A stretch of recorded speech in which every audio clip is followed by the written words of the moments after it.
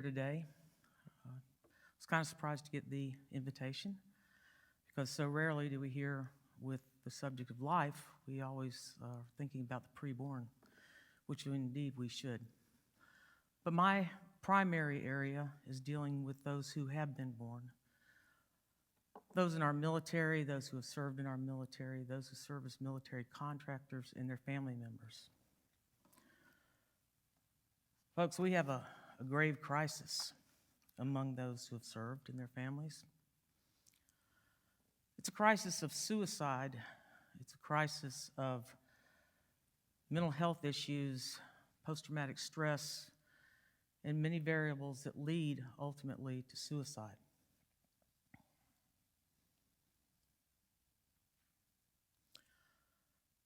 General George C. Marshall once said, "I look upon the spiritual life of the soldier as even more important than his equipment. The soldier's heart, the soldier's spirit, the soldier's soul are everything. Unless the soldier's soul sustains him, he cannot be relied upon and will fail himself and his country at the end." Since 2001, more than $1 billion has been spent on suicide prevention programs in the military and in the VA. And yet suicide rates for service members and veterans have continued to rise, and as of 2012, have begun exceeding those of the civilian population. And why is this important to know? It used to be that military service was actually a protectant. Military service offered a stability. It offered a structure. It offered safeguards. But since 9/11, we have seen many of these fade away. We've seen it particularly among our National Guard and Reserve troops who don't live near a military base, who don't have those same protective systems available to them. There are many contributing factors, most of which are embedded within military culture that relate to suicide. Military culture where toughness and self-sufficiency are the expected norm, which discourages service members in distress from getting the assistance they need. Seeking the mental health treatment goes against everything they are taught in boot camp, where service members are told to push through the pain, to think of everyone else but yourself, to solve problems, and with lethal force as necessary.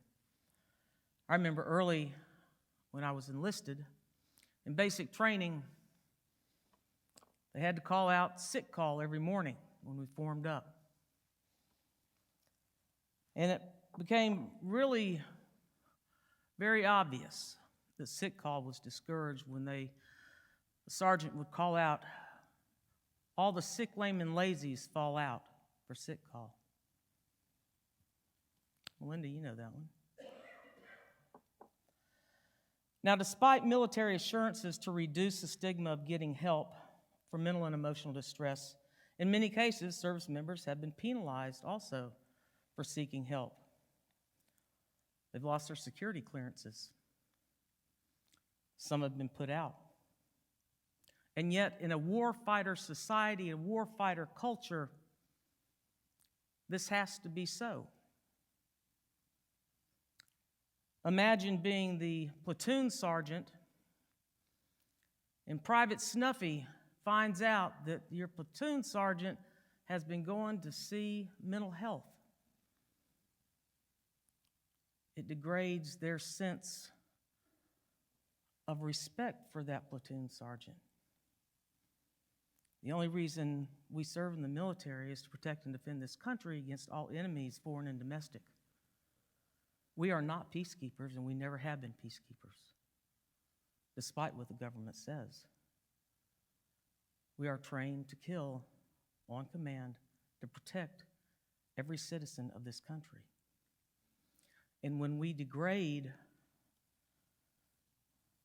the respect of leaders, then we degrade our efficiency. And that, folks, is a simple fact of life. We don't have to like it, but it is a reality.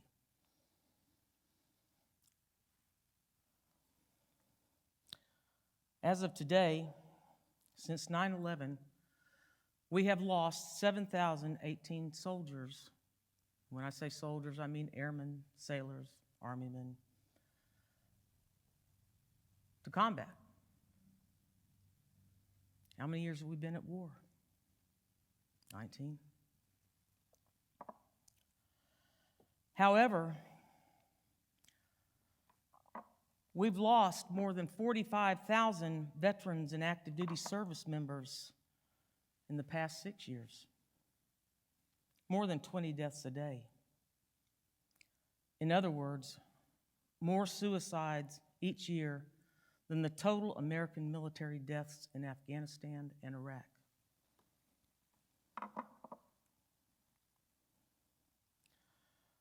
There are a lot of factors involved.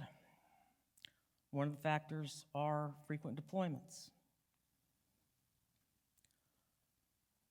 The frequent deployments in and of themselves have not technically been related to the increase in suicides. However, we know that frequent deployments are related. Now, when you think about it, since 9/11, we sent around 3 million troops to Iraq and Afghanistan. Now think of it, 19 years at war, how have we sustained 2 war fronts? And we're in 88 countries. How have we sustained 3 war fronts with just 3 million soldiers in 19 years? We sustained it because we keep sending troops back over and over and over. On my first deployment, I was gone for a year. I was back 1 month and called up by another unit to serve with them in Iraq. No dwell time at home, no time to figure out who I was again, no time to look at what I sustained during that first deployment. The latest Pentagon figures show that since 9/11, suicide rates for troops across all services rose by over a third to 30.1 per 100,000 active duty members in 2018. Those most at risk have been enlisted white males under the age of 30. And females are 250% more likely to commit suicide, not because they're female, but because of other variables. The civilian rate is around 21%. The data for veterans is also alarming. In 2016, veterans were 1.5 times more likely to kill themselves than people who hadn't served in the military. Among veterans 18 to 34, the rate went up nearly 80% from 2005 to 2016. The risk nearly doubles in the first year after a person leaves active duty. Not only do these deaths devastate families, suicide also undermines the morale and cohesion within military units. And they also happen to have a knock-on effect within those units.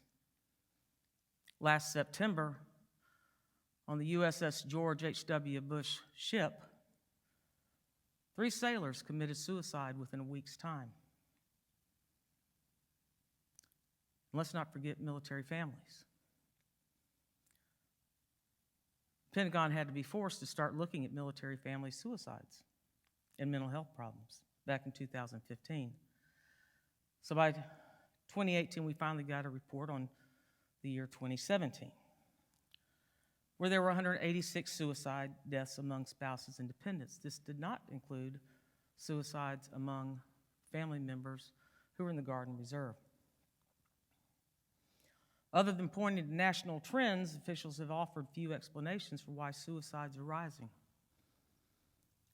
I do think there is a real relationship between military suicides and some of the things we see when we're deployed.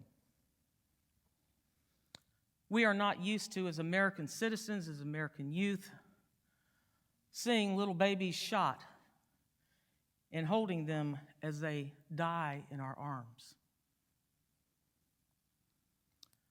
We are not used to seeing one of our brothers or sisters as they're being medevaced out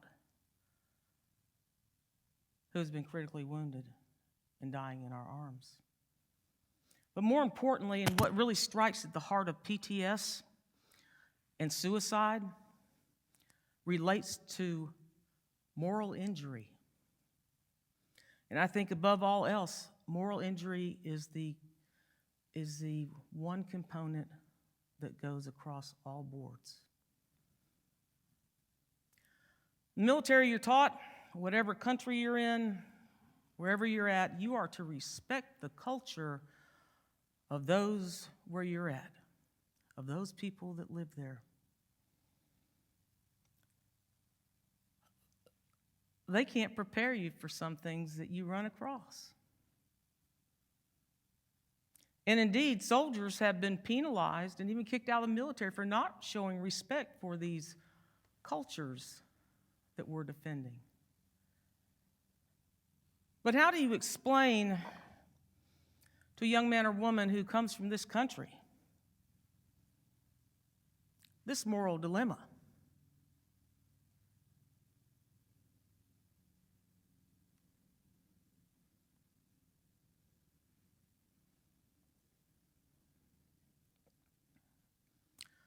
Imagine you're that soldier at that checkpoint, and you see this man with these two young boys made up like little girls who are being taken to be raped and sodomized. What do you, American soldier, do? How do you respond? How do you make sense of it, and how do you make sense of God?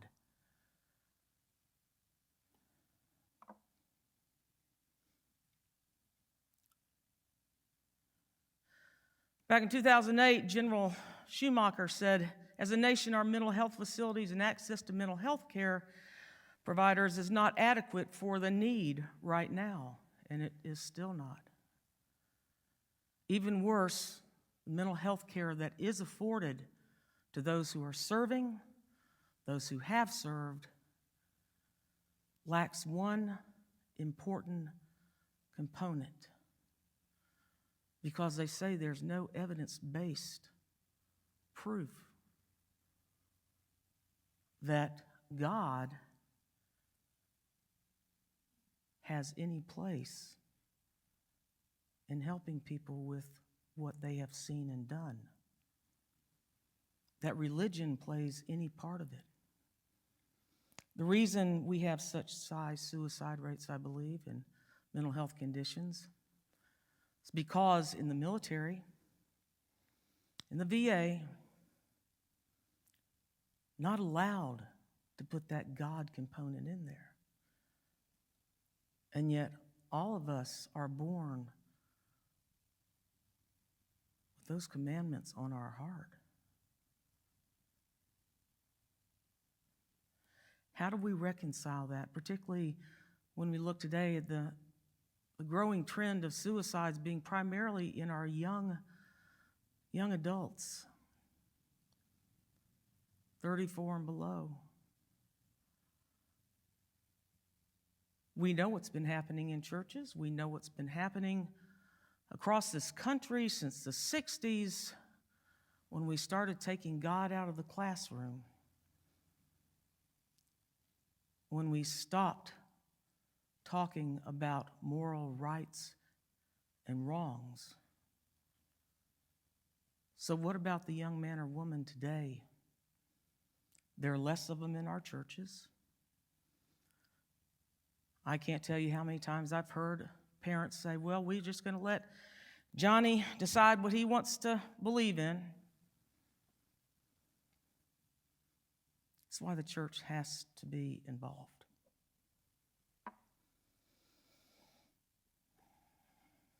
Experts say suicides are complex, resulting from many factors, notably impulsive decisions with little warning. Pentagon officials say the majority of service members who die by suicide do not have a diagnosed mental illness. I don't see how they get that figure then, because more than 50% of those who had died by suicide had certainly been seen by mental health providers. Where there seems to be a consensus among officials is that high-quality health care can make a positive difference, and I believe it can, when it involves touching upon that moral injury. Because we can medicate it, we can numb people down, we can get them evidence-based therapies, will help them to forget temporarily.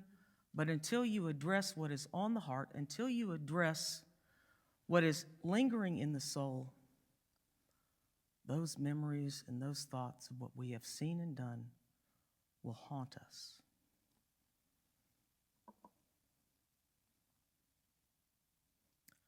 PTS. One of the difficult things about treating PTS is if you don't have any other injuries, people don't see it. People assume you're okay. We assume in the church that Johnny, when he came back from deployment's okay. He's smiling. He seems to be doing fine. Of course, eventually we stopped seeing as much of Johnny and his family. How many pastors know the veterans, all of them, within their congregation? Know their families? Particularly pastors in rural areas away from major military bases. I've heard so many misconceptions from pastors about, I had one at Symposia at Concordia Seminary tell me, well, we really don't have any veterans in my congregation. So what is your definition of a veteran? Lutheran Military Veterans and Families Ministries, we consider anyone who has served 1 or more days to be a military veteran. We consider their family members to be family members of military veterans, unlike the VA. So when we get to soldier suicides, we need to look at some other components. Some things are very true. Military members will use a lot of different ways to mask their pain, to hide it. Cheapest drug to get is alcohol. But the overprescription of opioids has certainly contributed to the cause. This nation's opioid addiction really began with the military since 9/11. And of course, access to weapons, because the majority of suicides by military members or veterans, the majority of suicides for males and females are by weapons. But taking away weapons isn't the answer. We as clergy, we as church members have to recognize what's going on with these folks when they come home. I've heard for years and years and years from Defense Suicide Prevention Office how much better they're doing each year with suicide prevention. And yet suicides continue to rise and rise and rise each year. I'm not sure what they're doing with the money or the programs. Perhaps they're like other programs, just recycled mess that really never accomplishes anything. We can repackage a program. We can make it look pretty with the right colors for the season. But unless we get back to the basics, addressing those moral injuries, unless we as a church start involving ourselves with those people who have served, getting to know them, nothing's going to change.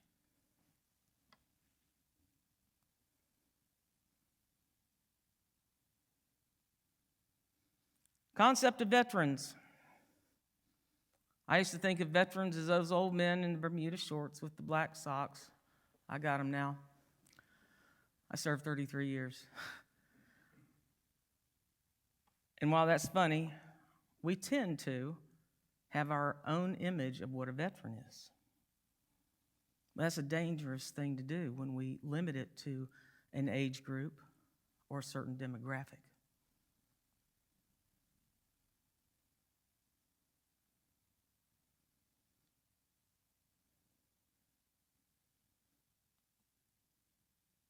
When soldiers deploy, their families deploy.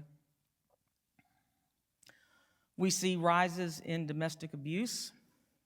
Since 2003, we've seen a 177% rise in domestic abuse. On this one spouse's arm, she had tattooed, "I believe that life is a prayer, but to live doesn't mean you're alive."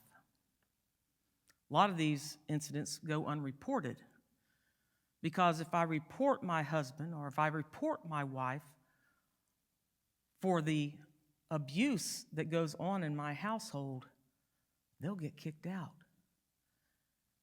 And we lose our insurance and we lose that income. A lot of abuse today goes unreported. And I've heard from a lot of folks, older folks generally, "Well, you know, my dad served in World War II and he came back, he never talked about it." The abuse was just as bad then as it is now. The reason Dad didn't talk about it is because men didn't talk about it. They weren't allowed to talk about it.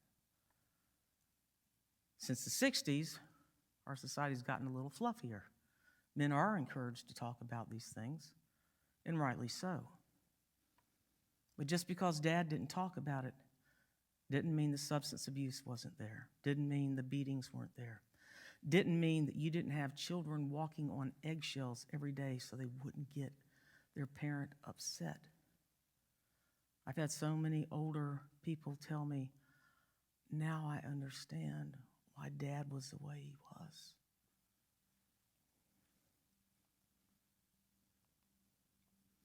Child abuse has increased. And when we talk about PTS, it is the only, quote unquote, I don't say PTSD, it's not post-traumatic stress disorder. It is not a mental health disorder. Any more than if I hit your arm and it broke, we wouldn't call that a broken arm disorder. You know why it's not? In the DSM, the psychologist, psychiatrist Bible, the one that gives them all the codes that designate what is a specific mental health illness, so you can charge, so you can get with insurance companies. Very expensive book, very profitable book. The only mental health disorder referenced in there that doesn't require that you be born with it, that does require that it is caused by an external causational event. You can't catch PTS. You're not born with it. However, when Johnny and Sally come marching home and they have PTS or they have traumas that they inflict on their families, we can certainly inflict secondary post-traumatic stress, and it is no different. But make no mistake about it, it is not a mental health disorder. I don't care what any psychologist or psychiatrist says. It is a moral, spiritual injury.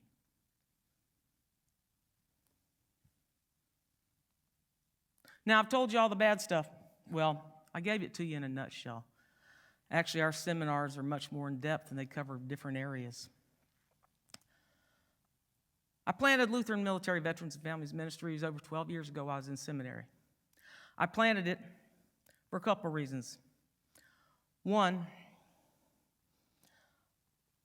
had it not been for a chaplain that saw me the day that I was medevaced out of Iraq back to the States, had he not seen the blackness of my spiritual near death, I wouldn't be here today. But that stubborn little Lutheran chaplain stuck with me for the 150 days that I was getting my surgeries and worked with me, and he wouldn't let me go. I want you to hold on to that point. Because we're not easy to deal with, a lot of us, in the military particularly. We tend to be a bit ornery, a bit callous, rough. The second thing that led to the planning of this ministry was I didn't know after I had all my surgeries why I felt called to go to seminary. Nobody else could figure it out either. I was that grouchy old MP. But that chaplain worked with me for that year and a half, and I started working with troops. I knew for some reason I was being called to seminary, and I went. My first year didn't give me a clue as to why God had called me there. But it was in my second year when I met a veteran who had just come back from Afghanistan, and he was messed up. He was his whole family was messed up in so many ways. And it wasn't just war-related stuff.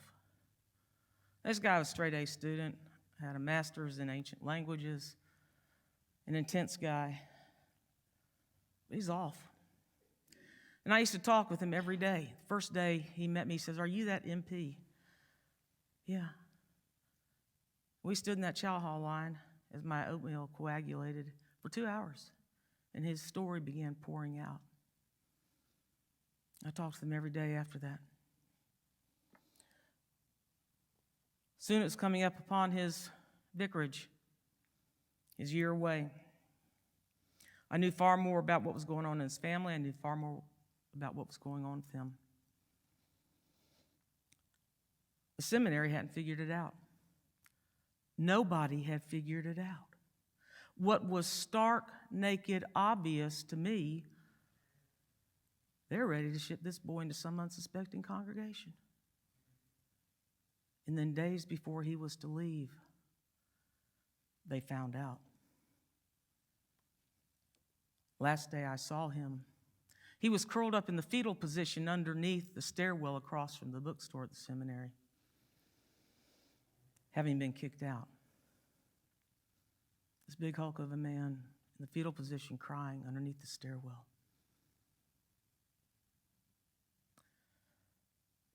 So it's coming time I had to write my master's thesis, and I knew then why I was there. I did research into the church, what the church was doing about military issues, and saw that they were sending out resources. They were mostly dealing with chaplains.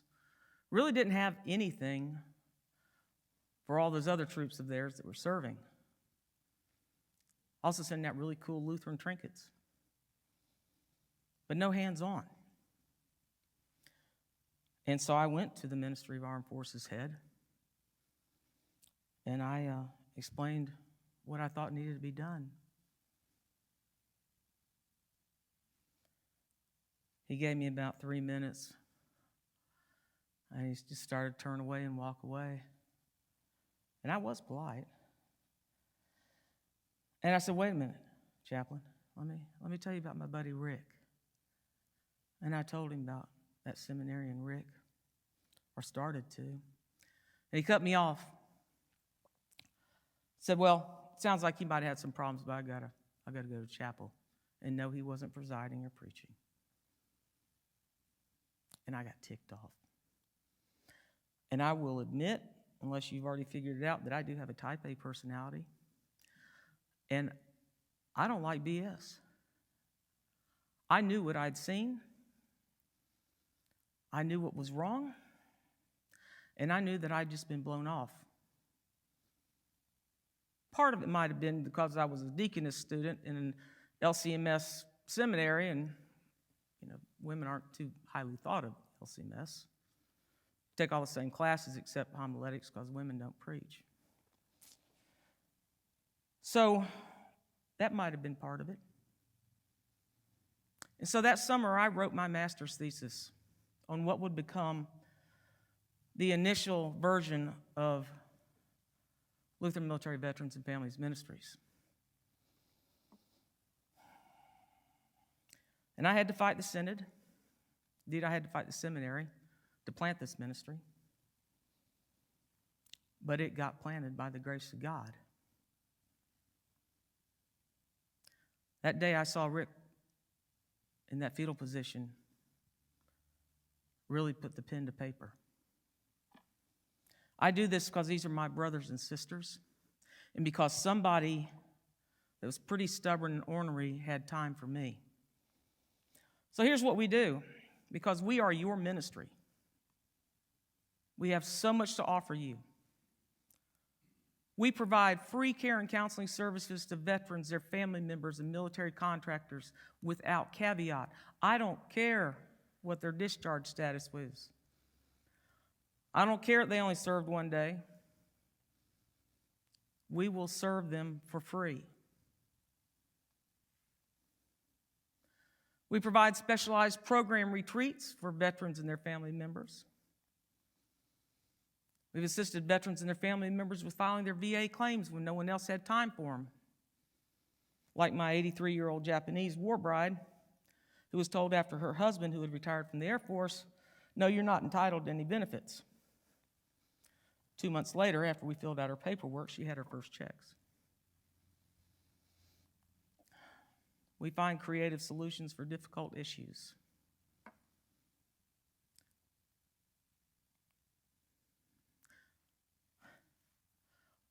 One day it was around tax time, or when you need to get all your tax stuff ready, just before the end of the year. Former board member called me up and says, "Leslie, how would you like a van for the ministry?" So, okay.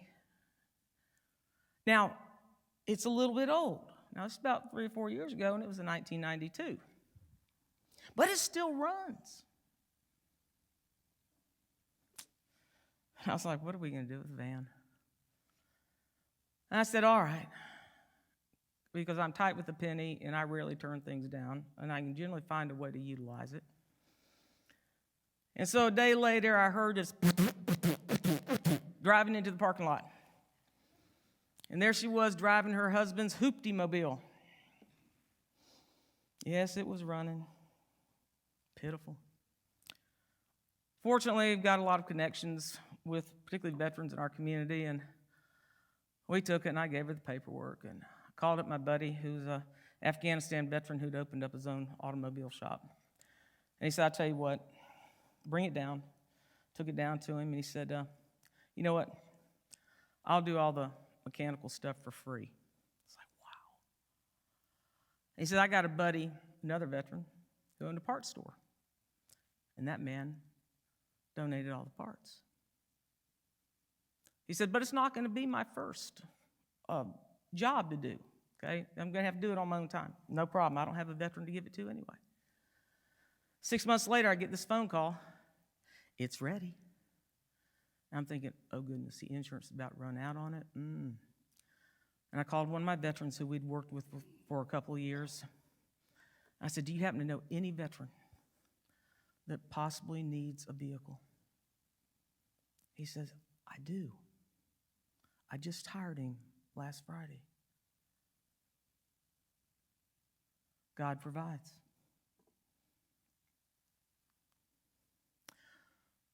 The biggest thing for you all is this, with our ministry, is that we provide training and awareness programs for counselors, clergy, Stevens ministers, therapists, churches, groups, and individuals who are interested in understanding the unique challenges and care needs of those who have served in the military and their families.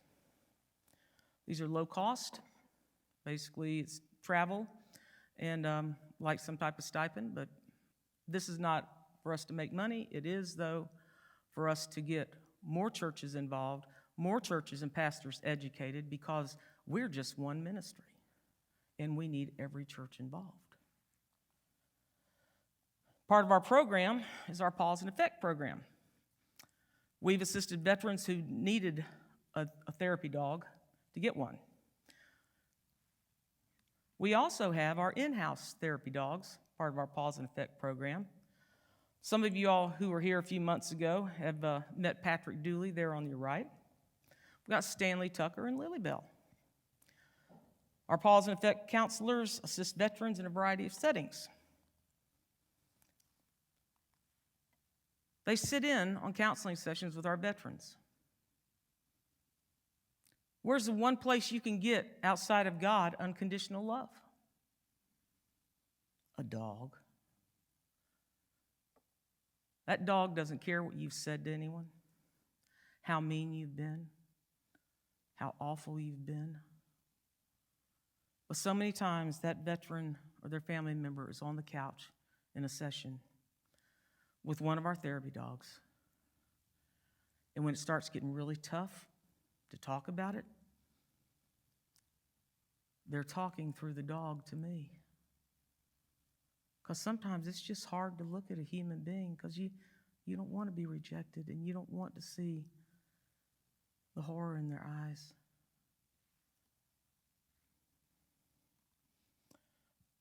These are some of our education pictures where we've gone to congregations across this country.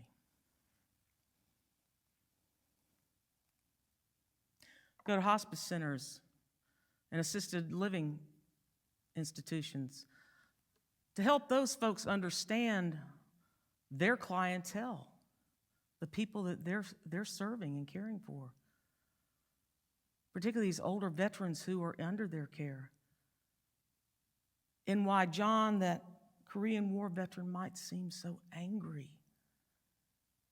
And so we give them half-day and full-day seminars so they better understand what the needs of those folks are.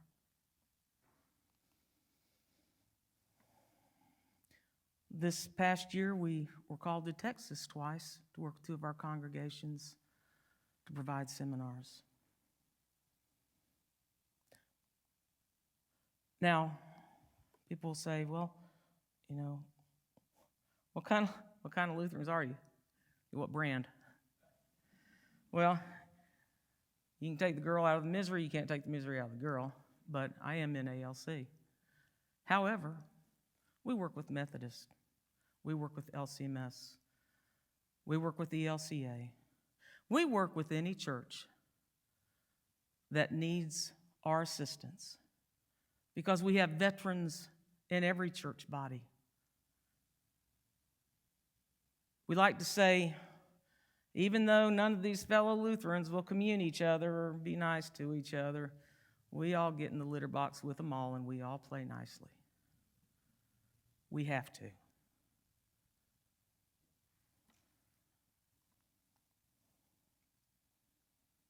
Our motto, serving with Christ's love those who serve. And now, are there any questions? Yes, ma'am. You'll need a mic. This is being live streamed, unless I broke the camera. I actually have two questions. The first question is, have you had seminars with the chaplains? Are you allowed into the area where the chaplains are to help them? You mean military chaplains? Military chaplains. We have not been invited, and quite frankly, it's unlikely, particularly in this climate, that we would be invited to a DOD affair with chaplains. That's a shame. Department of Defense. We have trained, and we've worked with many chaplains. But as far as a group of chaplains, no. Because you bring in the God factor. How about some of the other organizations that we see advertised all the time, the Wounded Warrior Project and some of the other things? Is that something that you work with at all? We work with anyone that asks us to. Fort Wayne, we've worked with Cross Connections, which is a counseling service, have counselors from all different denominations and such. Where we're called, we'll go. Typically, though, you're going to find with a lot of nonprofits that are doing similar work, they're not going to talk to each other. They kind of tend to look at each other as competition. Sad fact. We are available and open to doing that, though.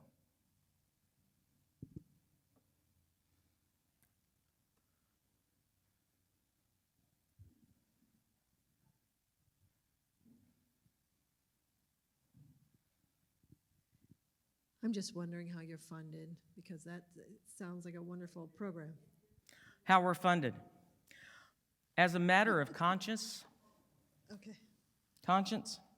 and a matter of ethics, since day one, we have put in our bylaws, we will not accept any resources or funding from any government, local, state, or federal government agency. We are Lutheran. We will not surrender the name of Christ. We will not be told who to hire. We will not be given these mandates which go against what we teach and believe. We are unique in that. So we're funded. Matter of fact, our Christmas appeal this year, we have our biggest fundraiser is going on right now, and it ends on the 31st of January, so there's still time, and Lynn Kickenberg can tell you about it. We have a Christmas ornament appeal. What it is when we were in our second office, about nearly 8 years back, putting up the Christmas tree, putting up these really cute, really neat ornaments, and all of a sudden I saw that little girl, Chinna's name. On every ornament, Chinna had made one of those ornaments. And I thought, well, Chinna discriminates and persecutes Christians. So we took them all off, and God planted the seed. All of our ornaments on this tree, any donation made between 1 November and the end of January, any donation made to our ministry, an ornament made by a veteran, their family member, or military contractor will be hung with your name or the name of someone you want to honor on it. This year our goal was $80,000. You're probably thinking, $80,000 ornaments. Go look at our ornaments on our page. You'll be impressed. Look at Lynn's. Look at Melinda's. Look at Kathy's. Look at our general secretaries, Mark's. We have a lot of ornaments on there. We have nearly 300 ornaments right now on there. They're all different, all homemade.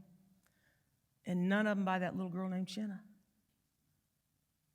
Last year we raised just over $80,000. We're about $1,700 away from that mark this year.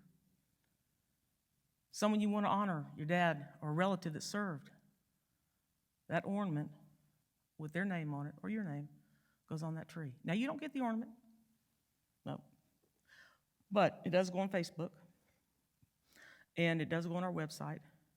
And you know how when you give that piece of paper to somebody that says, hey, I gave half of a sheep to somebody in some foreign country you can't pronounce? You can say, here's the ornament that I adopted. It was adopted for you on this Facebook page. Thank you for your service. We have other fundraisers. We are a partner ministry of the NALC. And whether it's a dime to donate, one of my biggest complaints is we have 2 full-time members of our ministry, 2 full-time paid people, doing this over 12 years. There's just one of me and one of my assistant. Bane of my existence, because I'm an introvert personified, is having to fundraise and ask people for money. I just feel like a Baptist when I do that. And I'm not. But, yeah. So we do different fundraising initiatives. We just had a Battle Rattle Run. Our first time, we had 28 participants. We try to be creative in what we do.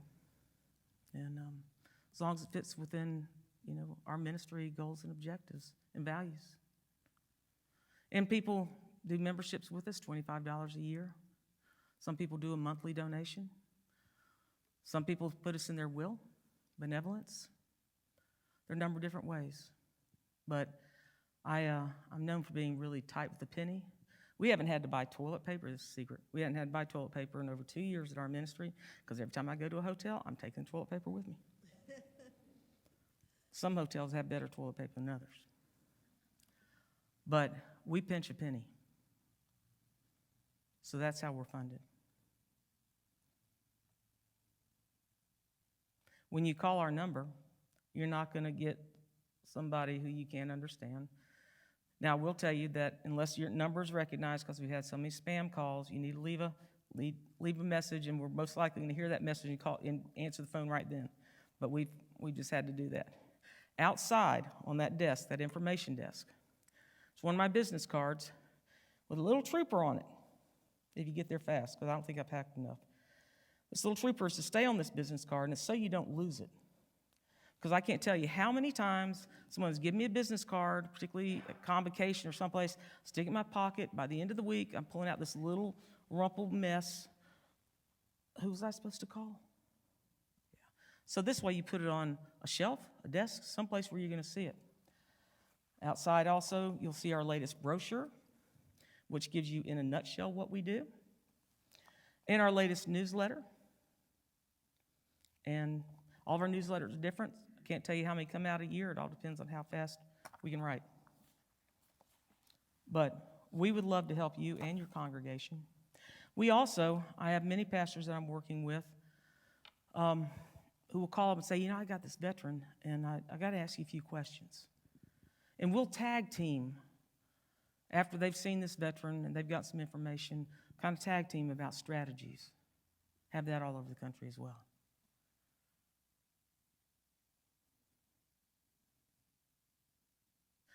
Well, I want to thank you again for inviting us.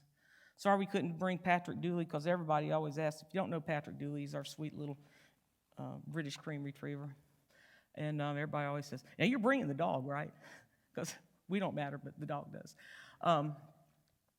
We flew this time, and so he hasn't been trained for air flight. So, yeah. If you have any questions afterwards, though, feel free to get with me. Like I said, my card is out there. Give me a holler anytime. If you just want to call one day and say, hey, tell me more about such and such. I'll tell you one of the most distressing things since planning this ministry and from speaking to so many pastors over the years. And all this time, because, I'm always looking for my replacement. I'm not getting any younger. Never found anybody interested in doing this kind of work, doing this type of call. And it is a unique call. I could not be a parish pastor for love nor money. I don't have that personality. But I will tell you that these 12 plus years, only one pastor has called and said, I want to learn more. That pastor actually flew to Fort Wayne and spent 3 days getting a private seminar to find out more. The next day that they were back in their office at their church, they had a veteran that needed to talk to somebody. And they knew what to ask. And later that week, they had another one. We're available to you. We are your ministry. Pick up the phone. Give us a call.